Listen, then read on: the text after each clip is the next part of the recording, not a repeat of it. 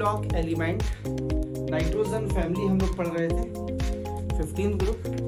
मैंने आपको प्रॉपर्टीज़ बताई थी एलिमेंट्स की, कंपाउंड्स के बारे में बताया था, हाइड्राइड्स क्या हैं, क्लोराइड्स क्या हैं, उनकी नेचर कैसी होती है। बात कर रहे थे ऑक्साइड्स की, तो मैंने आपको बताया था कि nitrogen gives a variety of oxides. Nitrogen ढेर सारे ऑक्साइड्स बनाता है। कभी क्वेश्चन आ जाए कि नाइट्रोजन इतने ऑक्साइड क्यों बनाता है, तो पहला बेसिक रीजन होगा क्योंकि नाइट्रोजन और ऑक्सीजन के बीच मल्टीपल बॉन्ड का फॉर्मेशन बड़े आराम से हो जाता है, क्योंकि दोनों ही छोटे एटम्स हैं। और हमें पता है बेटा कि जितने ज़्यादा बॉन्ड्स दो एटम्स के बीच में होते हैं उतना ज़्यादा एनर्जी का लॉस होता है, उतना स्टेबल बॉन्ड बनता है, उतना मॉलिक्यूल स्टेबल होता है। इसीलिए नाइट्रोजन और ऑक्सीजन के बीच जो बॉन्ड्स बनते हैं वो स्टेबल होते हैं। इसीलिए नाइट्रोजन एक वैरायटी ऑफ ऑक्साइड्स फॉर्म करता है। जैसे सबसे पहले नंबर पर जब इसके ऑक्साइड की बात करें डिफरेंट ऑक्सीडेशन स्टेट के आधार पर, तो +1 ऑक्सीडेशन स्टेट के साथ नाइट्रोजन का पहला ऑक्साइड ये होता है N2O, जिसे हम नाइट्रस ऑक्साइड भी कहते हैं, और भी इसके नाम होते हैं। तो जो सबसे पहला नाम है इसका वो है नाइट्रस ऑक्साइड। ठीक, इसे आप लाफिंग गैस भी कहते हैं, नाम सुना हो कभी। It is also called laughing gas. ठीक, ऑब्वियस सी बात है, जब नाम लाफिंग गैस है तो गैस ही होगी। ये कलरलेस होता है। कैसा है बेटा? It is colourless. यदि मैग्नेटिक बिहेवियर की बात की जाए तो ये डायामैग्नेटिक इन नेचर है, क्योंकि all the electrons are paired, सारे इलेक्ट्रॉन पेयर्ड होते हैं। बॉन्डिंग की बात की जाए तो ये रेजोनेंस शो करता है, और इस तरह से दो रेजोनेटिंग स्ट्रक्चर फॉर्म्स में पाया जाता है। थोड़ी जगह कम पड़ गई। और इस तरह से दो रेजोनेटिंग स्ट्रक्चर्स की फॉर्म्स में पाया जाता है, एक ये और दूसरा ऐसे करके। चिंता मत करिए, ऑक्सीजन की ऑक्टेट पूरी है, और जहां नाइट्रोजन 4 बॉन्ड बनाते हैं वहां पॉजिटिव चार्ज भी उस पर होते हैं, बट शो करने की जरूरत नहीं। यदि मैं यहाँ भी नाइट्रोजन को देखूंगा तो बॉन्ड भले ही आपको 2 दिख रहा हो, और ऑक्टेट सबकी कंप्लीट होती है इसके अंदर। क्लियर?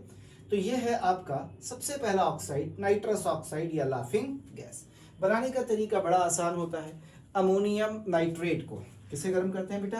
अमोनियम नाइट्रेट NH4NO3 को यदि आप हीट कर दें स्ट्रांगली तो ये आपको देता है N2O लाफिंग गैस, और साथ में 2H2।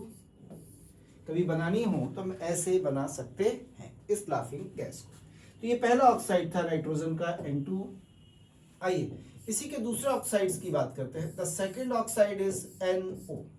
कुछ लोग इसे नाइट्रिक ऑक्साइड कहते हैं, ठीक, कुछ लोग इसे नाइट्रोजन मोनोऑक्साइड कहते हैं। ढेर सारे नाम हैं, आप कुछ भी नाम दे सकते हैं। मैं नाइट्रोजन मोनोऑक्साइड ही लिख देता हूं इसका नाम। यदि इसमें ऑक्सीडेशन स्टेट निकालेंगे तो आपको पता चलेगा कि यहाँ नाइट्रोजन की ऑक्सीडेशन स्टेट कितनी है? +2। और इसे नाम दे रहा हूं क्या? It is nitrogen mono oxide. और इस नाइट्रोजन मोनोऑक्साइड में खास बात यह है कि यह भी कलरलेस गैस है, पर एक खास बात यह है कि ये डायामैग्नेटिक नहीं है भैया, ये पैरामैग्नेटिक है। क्योंकि यदि आप इसमें इलेक्ट्रॉन गिनेंगे तो N पे होंगे 7, O पे होंगे 8, और साथ 15 इलेक्ट्रॉन की पेयरिंग नहीं होती, और इसका बॉन्ड ऑर्डर 2.5 है, यानी इसमें एक ऑड इलेक्ट्रॉन बॉन्ड पाया जाता है। तो जो बॉन्डिंग है इसकी वो कुछ ऐसी है कि N डबल बॉन्ड O के साथ एक odd electron bond is also present here. एक ऑड इलेक्ट्रॉन बॉन्ड भी यहाँ पर प्रेजेंट होता है, ये खास बात होगी।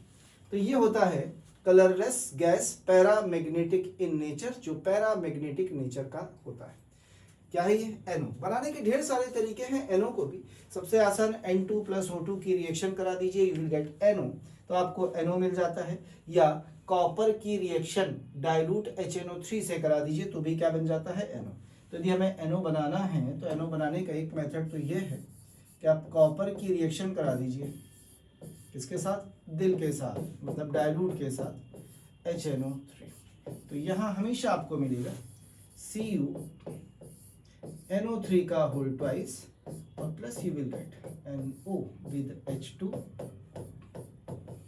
बैलेंस करने की जरूरत नहीं है। और यदि आपको ये तरीका अच्छा नहीं लगता तो दूसरा तरीका है कि यदि मैं नाइट्रोजन प्लस ऑक्सीजन की reaction high temperature electric arc देके करा दूं या प्लेटिनम कैटेलिस्ट की प्रेजेंस में करा दूं तो भी ये बन जाती है ट्वाइस NO गैस। लीजिए, दो ऑक्साइड आपके सामने है, एक N2O एक NO, नाइट्रोजन मोनोऑक्साइड और नाइट्रस ऑक्साइड। दोनों ही कलरलेस हैं, दोनों ही गैसेस हैं। फर्क है ऊपर वाला डायामैग्नेटिक है लेकिन नीचे वाला पैरामैग्नेटिक होता है।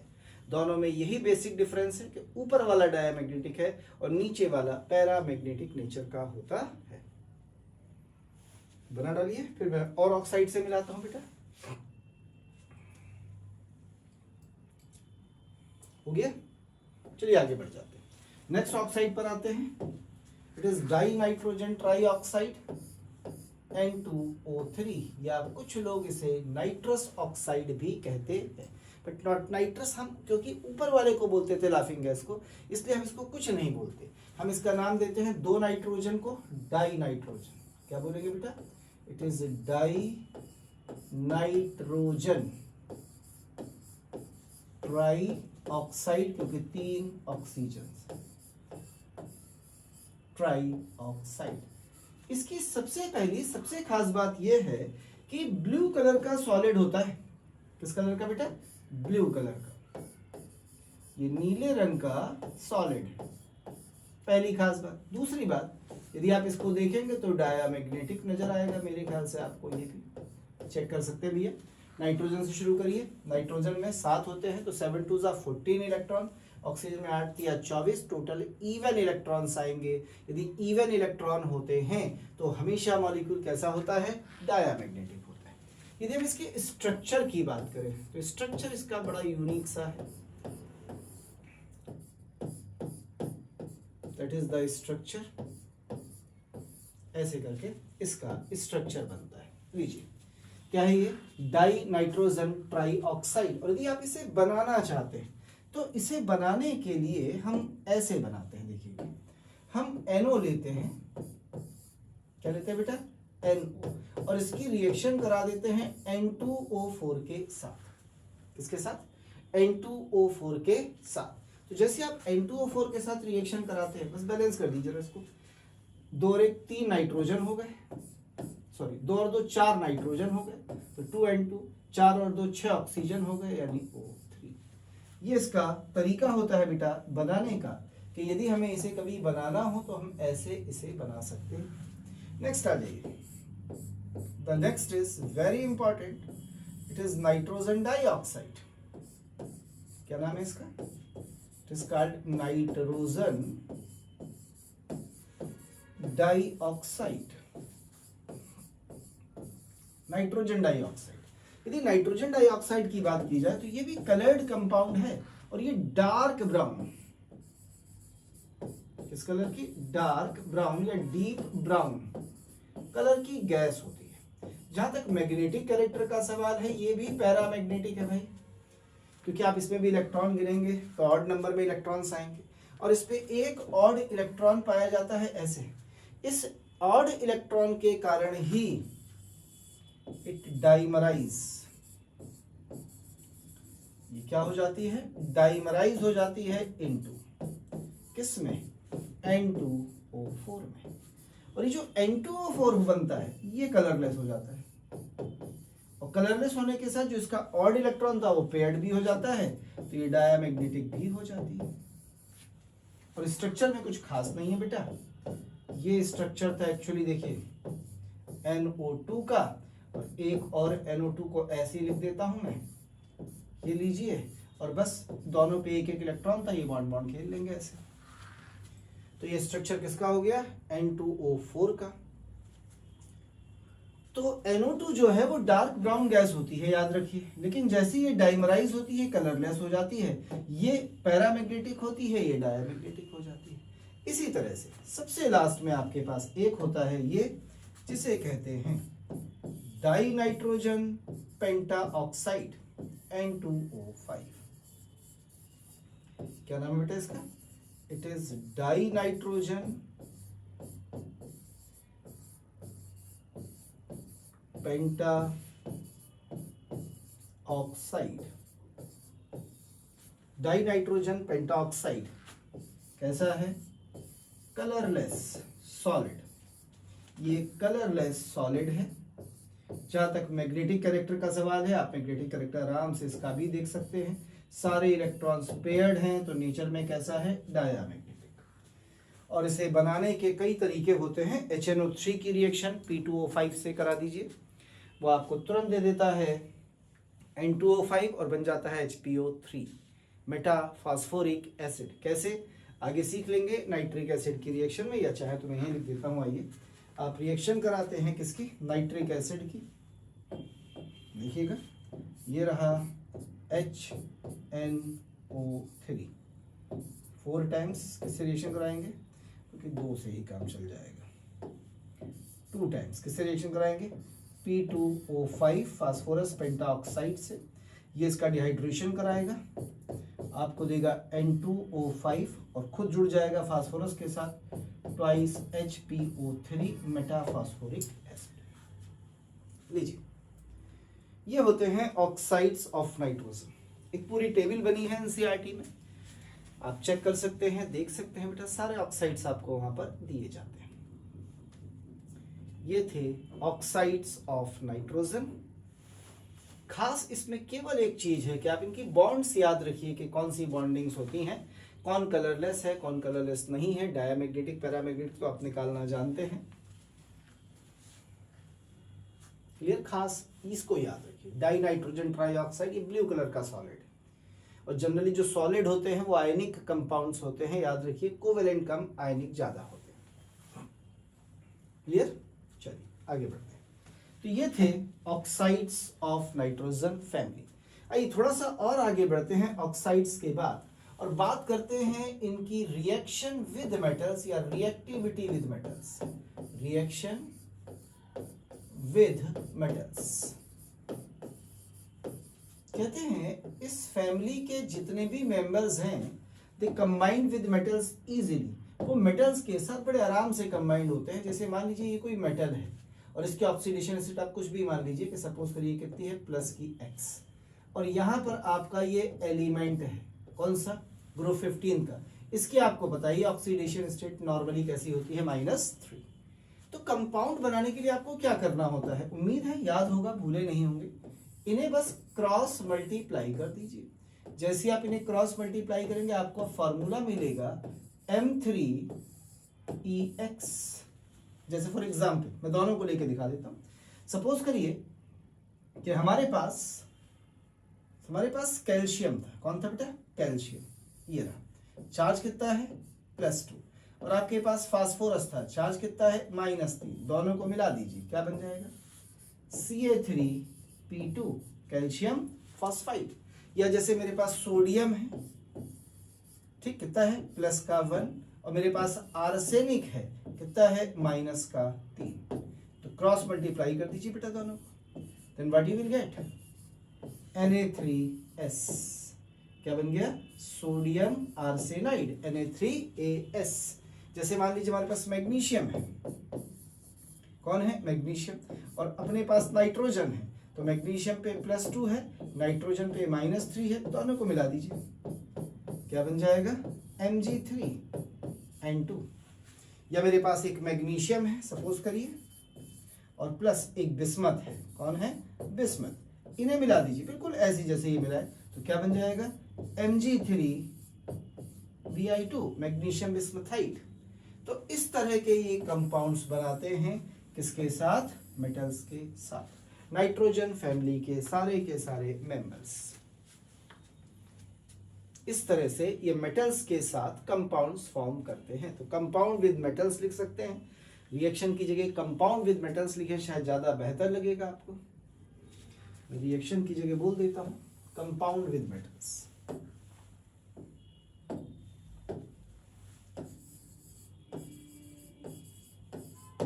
Compound with metals. लीजिए ये ज्यादा अच्छा है।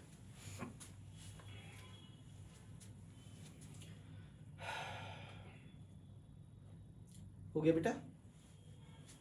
चलिए एक लास्ट कंपाउंड से और मिल लेते हैं जिन्हें कहते हैं ऑक्सी एसिड्स।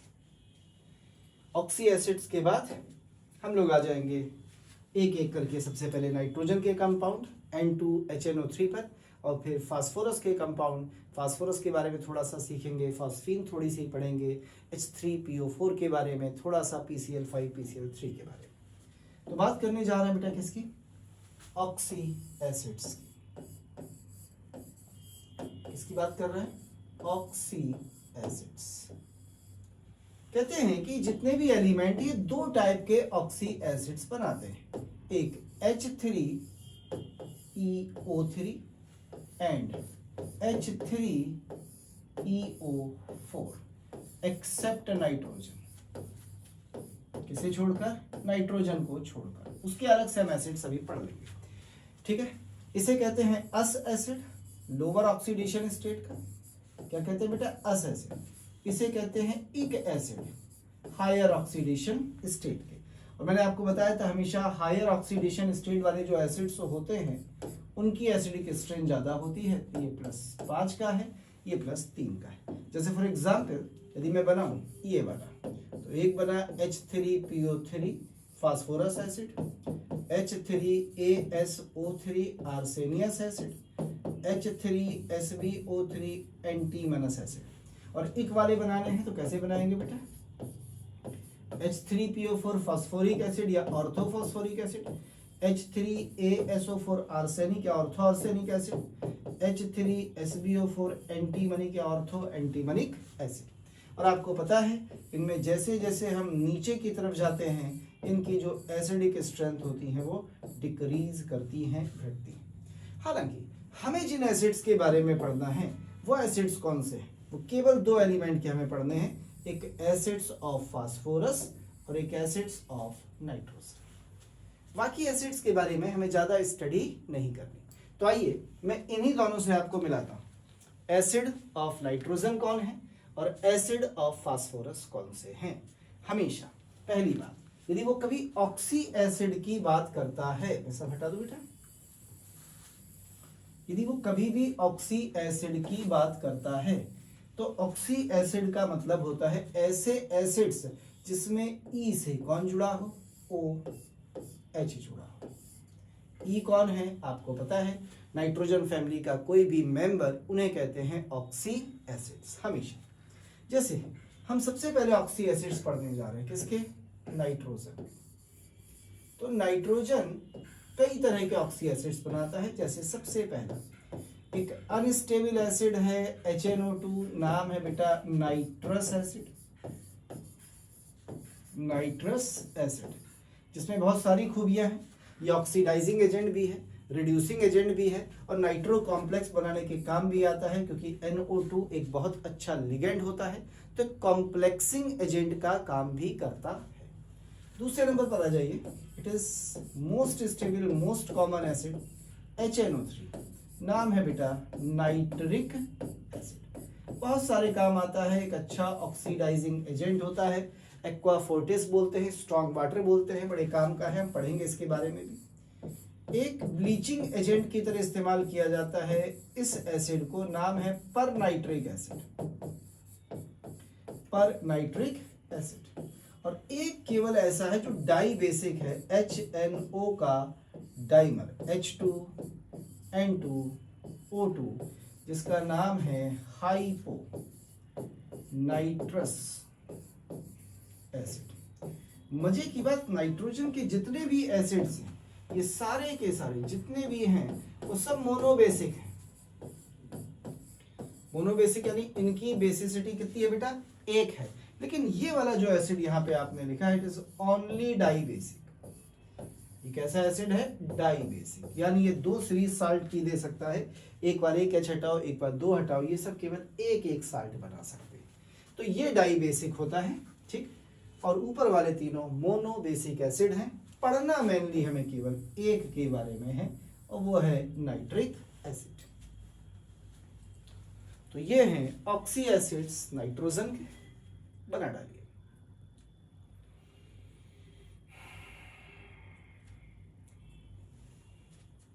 हो गया बेटा।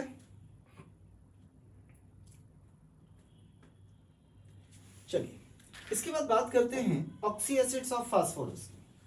नाइट्रोजन के बाद हम बात करने जा रहे हैं किसके ऑक्सी एसिड्स बेटा? फास्फोरस यानी पी के ऑक्सी एसिड्स। ये भी एक वैरायटी ऑफ ऑक्सी एसिड्स देता है।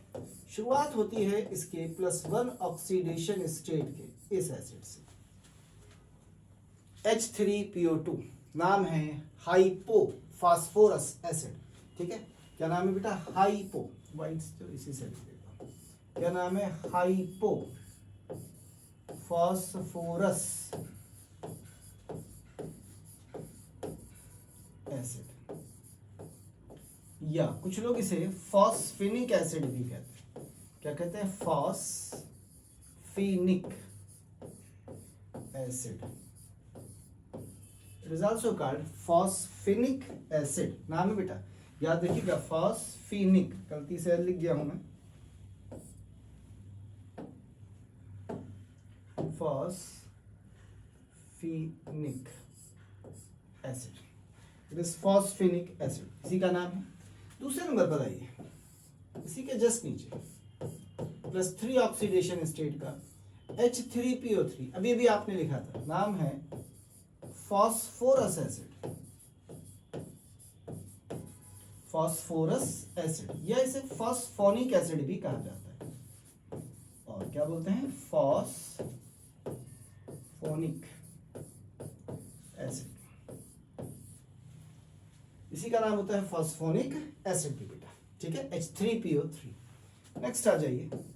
शायद कभी आपको एक तरीका सिखाया था मैंने, यदि आपको थोड़ा सा भी याद हो, कि यदि मैं इसके 2 मोल लूं और एक वाटर निकाल दूं तो क्या बनता है? Pyro acid. इसके 2 मोल लिए, एक वाटर निकाल के देखिए, आपको H4P2O5 मिलेगा, और इसका नाम हो जाएगा क्या? Pyro phosphoric acid, sorry phosphorous acid, phosphorous acid. क्या नाम हो जाएगा बेटा? Pyrophosphorous acid. मैंने इसके 2 मोल लिए और एक वाटर निकाला। बॉन्डिंग में सीखा था आपने इस कॉन्सेप्ट को। थोड़ा सा आगे बढ़ जाते हैं। +5 ऑक्सीडेशन स्टेट वाला H3PO4, नाम है फॉस्फोरिक एसिड या ऑर्थोफॉस्फोरिक एसिड। ऑर्थोफॉस्फोरिक एसिड, ये इसका नाम है, ऑर्थोफॉस्फोरिक एसिड। इसके साथ भी खेलिए फिर से भाई। 2 मोल लेके एक वाटर निकाल दीजिए, H4P2O7, याद है ना? H4P2O7 क्या नाम होता था? Pyrophosphoric acid, pyrophosphoric acid. अब आप इस पायरोफॉस्फोरिक एसिड से एक ऑक्सीजन कम कर दीजिए, क्या बन जाएगा? H4P2O6। तो इसे बोलते हैं हाइपो, कम करने से क्या होता है? Hypo phosphoric acid, phosphoric acid. इस हाइपो फॉस्फोरिक एसिड में बस एक ही खास बात है कि जब ऑक्सीजन निकालती है तो यही एकमात्र एसिड है जिसमें एक बॉन्ड पाया जाता है। कौन सा बॉन्ड? PP bond. बाकी किसी में भी ये PP बॉन्ड नहीं है इसके अलावा। सबसे लास्ट में आइए, एक चीज और सीख ली थी कि यदि मैं इससे 1 मोल वाटर निकाल दूं तो क्या बनेगा? HPO3। नाम होता था मेटा फॉस्फोरिक एसिड या मेटा एसिड, और जनरली ये किस फॉर्म में पाया जाता था? अपने पॉलीमरिक फॉर्म में। तो N लगा देता हूं। क्या नाम होता था बेटा इसका? It is Meta phosphoric acid. लीजिए, इतने ढेर सारे एसिड्स आपके सामने मौजूद हैं। ये सारे एसिड फास्फोरस के होते हैं। केवल याद रखने वाली बात, एक ये PP बॉन्ड किस एसिड में है? केवल एक में, इट इज हाइपोफॉस्फोरिक एसिड में PP बॉन्ड होता है। आइए मैं आपको पूरा स्ट्रक्चर ही लिख के दिखा देता हूँ इसका बगल में। यदि आप कभी इसका स्ट्रक्चर लिखना चाहें तो ऐसे लिखेंगे, देखिएगा इसका स्ट्रक्चर लिख रहा हूं, P single bond P, clear है? 4 H है, O H O H O H O H, और एक होता है सब में P डबल बॉन्ड O, जो सब में कॉमन है। लीजिए ये स्ट्रक्चर है, बाकी सबके स्ट्रक्चर आपके पास बने हैं केमिकल बॉन्डिंग में, केवल इसी में PP बॉन्ड पाया जाता है जो आपके सामने बना है। बाकी सारे स्ट्रक्चर्स आपके पास ऑलरेडी बने हुए हैं केमिकल बॉन्डिंग में, तो मुझे नहीं लगता है कि मुझे स्ट्रक्चर्स और डिस्कस करने की जरूरत है। बना डालिए।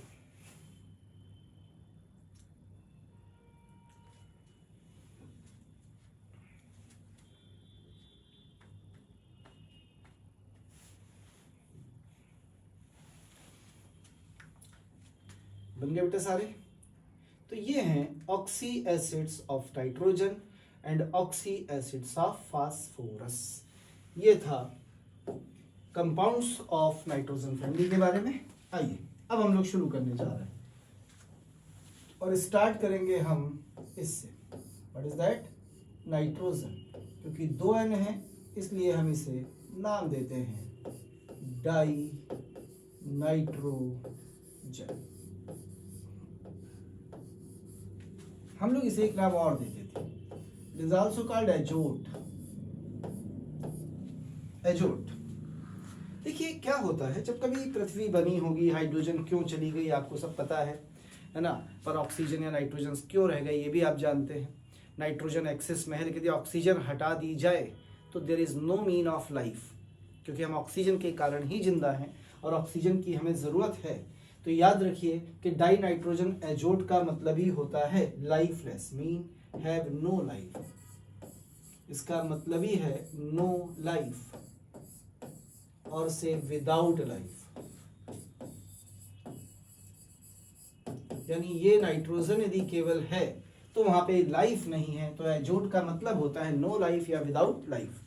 यानी इसके साथ केवल हम जी नहीं सकते, हमें ऑक्सीजन की रिक्वायरमेंट हमेशा रहेगी बेटा। ठीक है, तो इसके बारे में हम पढ़ने जा रहे हैं और शुरू कर रहे हैं बेटा। आइए इसके method of preparation, preparation methods, यानी आप कैसे बनाते हैं इस डाई नाइट्रोजन। तो सबसे पहला तरीका नंबर 1, बाई द लिक्विफिकेशन। सबसे पहले लिक्विफिकेशन करते हैं एंड देन फ्रैक्शनल इवेपोरेशन या डिस्टिलेशन कराते हैं। डिस्टिलेशन ऑफ एयर, ये तरीका है। किस तरीके से बनती है समझिएगा। हम लेते हैं लिक्विड एयर। क्या लिया बेटा आपने? लिक्विड एयर, यानी एयर को लिक्विफाई कर लिया सबसे पहले। तो एयर में आपके पास है क्या क्या? 79% नाइट्रोजन, 20% के करीब ऑक्सीजन और 1% के करीब इनर्ट गैस मेनली आर्गन। ये सब हैं लिक्विफाइड पोजीशन में, यानी ये सब इस समय लिक्विड स्टेट में। हमने इनका फ्रैक्शनल डिस्टिलेशन या फ्रैक्शनल इवेपोरेशन, जो भी वर्ड आपको सूट करता हो आप इस्तेमाल कर सकते हैं। इट इज फ्रैक्शनल डिस्टिलेशन या कहीं फ्रैक्शनल इवेपोरेशन लिखा हो, एक ही बात है बेटा, यानी वेपोराइज करना, इवेपोरेट कराना है। और हम केवल इसे रूम टेम्परेचर पर लाने की कोशिश करेंगे, ये उससे पहले ही इवेपोरेट होनी शुरू हो जाएगी। तो जैसे ही आप इसका फ्रैक्शनल डिस्टिलेशन या इवेपोरेशन कराते हैं तो सबसे पहली gas which comes out that is nitrogen with argon. जो सबसे पहली गैस बाहर आती है वो नाइट्रोजन आती है, क्योंकि नाइट्रोजन में फोर्स ऑफ अट्रैक्शन बहुत कम है। यदि हम नाइट्रोजन के बॉइलिंग पॉइंट की बात करें तो इट इज जस्ट 77.2 केल्विन है, और उसके बाद ऑक्सीजन निकलती है लेटर बाद में, क्योंकि इसका 90 केल्विन के करीब होता है बॉइलिंग पॉइंट। तो जिसका बीपी ज्यादा है वो बाद में निकलेगी, जिसका बीपी कम, बॉइलिंग पॉइंट कम है, वो पहले निकल आएगी। तो इट कम्स फर्स्ट, पहले आपको कौन मिलती है? नाइट्रोजन।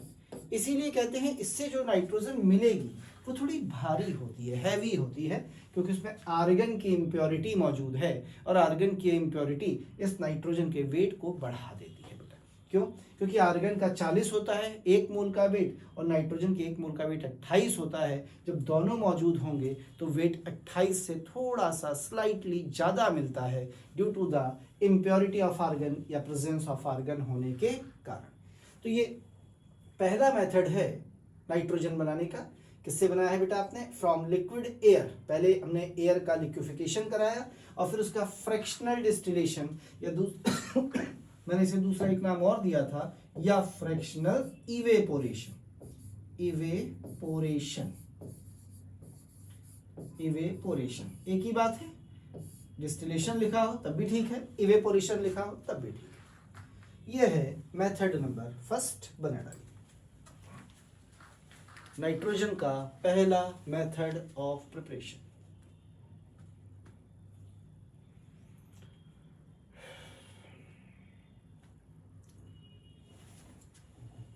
हो गया? चलिए दूसरे मेथड पर चलते हैं बेटा। दूसरे मेथड में हम बात करने जा रहे हैं इसके लेबोरेटरी मेथड की। लैब मेथड, प्रयोगशाला में कैसे बनाई जाती है। तो लेबोरेटरी में बनाने का एक सिंपल सा तरीका है हमारे पास। हम अमोनियम नाइट्राइट यानी NH4NO2 को सीधे सीधे हीट कर दें। अमोनियम नाइट्रेट से लाफिंग गैस बनी थी, अमोनियम नाइट्राइट से बनती है नाइट्रोजन, साथ में बनता है वाटर, और ये नाइट्रोजन पानी में घुलती नहीं, इट कम्स आउट। लेकिन अमोनियम नाइट्राइट एक स्टेबल कंपाउंड नहीं है, तो इस अमोनियम नाइट्राइट को हम अलग से बनाते हैं। और इसे बनाने के लिए हम क्या करते हैं, देखिएगा, इसे बनाने के लिए हम एक मिक्सचर लेते हैं जो आपको आराम से मिल जाता है। इट इज अमोनियम क्लोराइड और कोई भी salt Peter, sorry NaNO2, salt Peter गलत बोल गया, सोडियम नाइट्राइट, इसे लेते हैं। ठीक है, तो होगा क्या, ये रिएक्शन करेंगे और आपको क्या दे देगा? NaCl, और बन जाएगा NH4NO2। इसे गर्म करके नाइट्रोजन मिल जाती है। तो ये होता है लेबोरेटरी मेथड नाइट्रोजन बनाने का। आइए नेक्स्ट तीसरे मेथड पर चलते हैं। मेथड नंबर 3 कहते हैं फॉर अल्ट्रा प्योर नाइट्रोजन। यदि आपको प्योर नाइट्रोजन बनानी है तो हम इसे बनाते हैं फ्रॉम मेटल एजाइड से। किससे? मेटल एजाइड से। अब क्या करते हैं? मेटल एजाइड, एजाइड होता है बेटा N3 के ऊपर -1। बस इस मेटल एजाइड को उठाइए और स्ट्रांगली हीट कर दीजिए, आपको ये तुरंत देगा नाइट्रोजन गैस और फ्री कर देगा आपकी मेटल को। लीजिए, इतना सा काम है। अब मेटल एजाइड कैसे बनेगा, ये तो बच्चों का काम है। मेरे ख्याल से कोई भी मेटल ले लीजिए, जैसे बेरियम, ठीक है, Ba, और एजाइड पर कितना है? N3-, इस पे 2 है, क्रॉस मल्टीप्लाई कर दीजिए तो BaN3 का होल ट्वाइस। या सोडियम का एजाइड बनाना है तो NaN3। देखो बना के दिखाता हूँ। ये बेरियम है, इस पर चार्ज +2 है, ये एजाइड है, इस पे चार्ज -1 है, तो 1 आ जाएगा बेरियम पे और 2 चला जाएगा N3 पे। तो N3 का होल, तो N6 मत कर देना भैया, N3 का होल ट्वाइस। तो ये बना नाइट्रोजन पे +1 +1 खत्म हो जाएगा। ठीक है ना? तो ये एजाइड्स है आपके पास, एक बेरियम का एजाइड, एक नाइट्रोजन का एजाइड, दोनों को आपने गर्म किया। जैसे ही आप इसे गर्म करेंगे ये आपको तुरंत देगा नाइट्रोजन गैस प्लस, साथ में क्या बन गया? बेरियम। यहाँ पे क्या होगा बेटा? ये भी आपको देगा नाइट्रोजन गैस प्लस, क्या बन गया? Twice sodium. अब सोडियम दोबारा रिएक्ट करेगा नहीं, बेरियम भी नॉर्मली इतनी आसानी से रिएक्ट करेगा नहीं। तो ये मेटल सेपरेट हो गए हैं और आपको नाइट्रोजन मिल गई है। तो यहाँ जो नाइट्रोजन ये मिल रही है आपको, इट इज अल्ट्रा प्योर या वेरी प्योर नाइट्रोजन। बिल्कुल प्योर नाइट्रोजन आपको मिलती है इस तरीके से। बना डालिए इसे।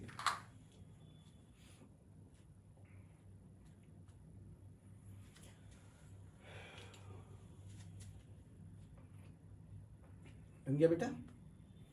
तो ऊपर लैब मेथड लिखा है, नीचे प्योर नाइट्रोजन बनाने का तरीका है। मेटल एजाइड को गर्म करिए, गेट प्योर नाइट्रोजन, आपको प्योर नाइट्रोजन मिलेगी। आइए थोड़ा सा आगे बढ़ते हैं, मेथड नंबर 4 पे चलते हैं। प्रोसेस कहलाती है वोल्केनो प्रोसेस।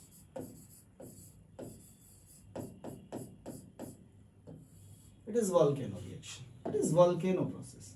वोल्केनो प्रोसेस में हम लोग क्या करते हैं बेटा, अमोनियम डाइक्रोमेट लेते हैं, NH4 का होल ट्वाइस Cr2O7। याद हो ट्रांजिशन मेटल में डाइक्रोमेट को गर्म करने के इफेक्ट में मैंने ये रिएक्शन लिखी थी एक्सेप्शन की तरह। जब इसे गर्म करते हैं तो आपको मिलती है नाइट्रोजन गैस, आपको मिलता है Cr2O3 ग्रीन कलर का सॉलिड, और आपको मिलता है 4 दूनी 8 H2O 4H2O। ये रिएक्शन वोल्केनो क्यों कहते हैं? वोल्केनो देखा ना, ऐसे करके पहाड़ जैसा बना होता है, इससे ऊपर से फट रहा होता है, ऐसे ऐसे करके नीचे लावा बह रहा होता है ऐसे करके। तो बिल्कुल ऐसी नज़ारा होता है। यदि आप कभी वोल्केनो ना देखा और देखना चाहें तो वो आपने कभी अनार देखे, फ्लावर पॉट्स जो आते हैं दिवाली के, उन्हें माइक्रोस्कोप से देखिए, खूब बड़ा सा दिखेगा। ऐसी ये रखा जाएगा तो ऐसी निकलती है, इस पर चिंगारियाँ पहले किस रंग की, हरे रंग की, फिर ये बहता हुआ आता है, नीचे सॉलिड हो जाता है, खूब सारा धुआं निकलता है यहाँ पे, किसका, नाइट्रोजन गैस का, फ्यूम्स के साथ आती है। तो देखने में लगता है कि कुछ ज्वालामुखी जैसा फट गया है, इसलिए रिएक्शन को एक नाम दे दिया गया है वोल्केनो रिएक्शन, केवल ऐसी नाम दे दिया। क्लियर है बच्चा? मेथड नंबर 5, मेथड नंबर 5, और 5वें मेथड पर हम इसे बनाते हैं by the oxidation of ammonia. चलिए, 2 फायदे, एक तो नाइट्रोजन बन भी जाएगी और अमोनिया की एक प्रॉपर्टी भी आपके सामने आ गई।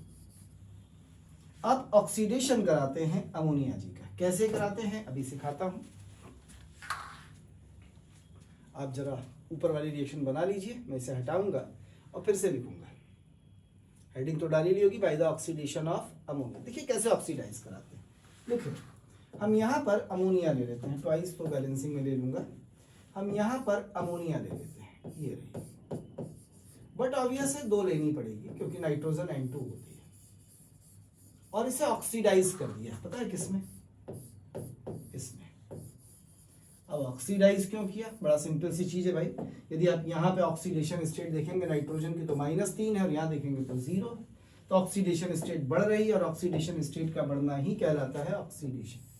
और इसे ऑक्सीडाइज करने के 1-2 नहीं, आपके पास 4-4 5-5 मेथड्स होते हैं। जो मेथड आपको पसंद हो आप उस मेथड का प्रयोग कर सकते हैं। जो भी मेथड आपको अच्छा लग जाए आप उसे पसंद कर लीजिए। कितने सारे मेथड्स हैं, एक से मिलते हैं। सबसे पहले बेसिक मीडियम में आप इसको KMnO4 के साथ ऑक्सीडाइज कर सकते हैं। पोटेशियम परमैंगनेट एसिड नहीं लेना है क्योंकि अमोनिया बेस उससे रिएक्ट कर जाएगा। पसंद ना आए तो आप एल्कलाइन मीडियम में ही सोडियम हाइपोक्लोराइट NaOCl, या आप एल्कलाइन मीडियम में ही ब्लीचिंग पाउडर CaOCl2 का इस्तेमाल भी कर सकते हैं। यदि आपको ये भी ना मिले तो आप हैवी मेटल के ऑक्साइड्स ले सकते हैं। हैवी मेटल का मतलब जो टॉक्सिक मेटल्स हैं, जैसे आप मरकरी का ऑक्साइड ले सकते हैं, आप कॉपर का ऑक्साइड ले सकते हैं।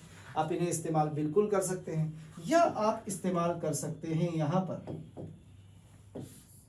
लेस अमाउंट या लिमिटेड अमाउंट ऑफ क्लोरीन और ब्रोमीन। इनमें से किसी के साथ भी अमोनिया जी की रिएक्शन करा दीजिए, आपको फौरन मिलेगी नाइट्रोजन गैस। आइए एक आध 2 रिएक्शन करके भी देख लेते हैं, ठीक। जैसे फॉर एग्जांपल यहां लिख रहा हूं आपकी कुछ रिएक्शंस। ट्वाइस NH3 चलेगा, किससे रिएक्शन करेगा, सपोज करिए NaOCl के साथ। NaOCl इस ऑक्सीडाइजिंग एजेंट के बारे में आप इंपॉर्टेंट ऑक्सीडाइजिंग एजेंट की लिस्ट में पढ़ चुके हैं। क्या बनेगी, नाइट्रोजन गैस। और NaOCl रिड्यूस किस में होता है बेटा, NaCl में, थ्राइस। मैंने 3 क्यों लिए? क्योंकि 3 ऑक्सीजन और 6 हाइड्रोजन मिलके बना सकें थ्राइस H2। समझ में आई बेटा रिएक्शन? क्लियर है? एक क्लास वाली भी आई, आपको लिख के दिखा देता हूँ। यहाँ पर हमने लिए 2 अमोनिया। कितनी अमोनिया? 2, twice NH3। तो मैं लग रहा होगा बोल 2 रहा है, लिखा 8 रहा है, 2 ही मानो तुम, ट्वाइस NH3। रिएक्शन कराई थ्राइस Cl2। अब ये इतनी ज्यादा है तो ये अपना लिमिटेड हो गई, कम हो गई ना, लेस अमाउंट। तो देखना 2 NH3 में 6 H हो गए, 3 Cl, 6 तो बन गया HCl और बन गई N2। एक बन गई N2 प्लस 6 बन गए HCl। अब वो जो HCl है वो एसिड है, तो वो अमोनिया से रिएक्ट करना चाहेगा।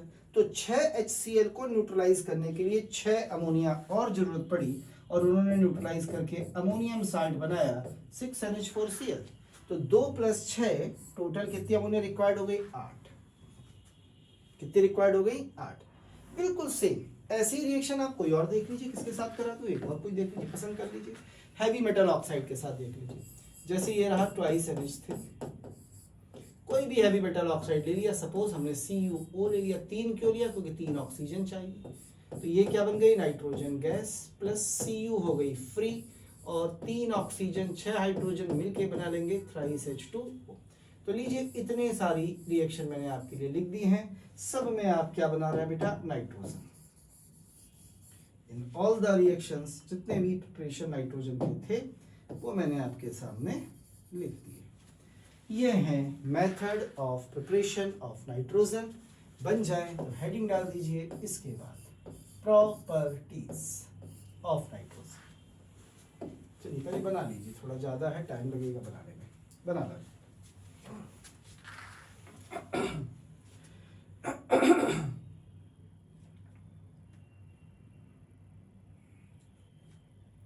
और बस यहीं तक रखेंगे, आप इसे बना लीजिए, हेडिंग डाल दीजिएगा प्रॉपर्टीज हम लोग अगली क्लास में करेंगे, ठीक है ना। अब हम अगली क्लास में नाइट्रोजन की प्रॉपर्टी पढ़ेंगे, अमोनिया पढ़ेंगे और नाइट्रिक एसिड को कंप्लीट करेंगे। उसके बाद फास्फोरस इट्स कंपाउंड्स में 2 लेक्चर देंगे, खत्म कर देंगे अपने चैप्टर को। हो सकता है 5 में ही खत्म हो जाए बेटा। बना लीजिए, फिर आज यहीं तक रखते हैं। थैंक यू, धन्यवाद, शुक्रिया।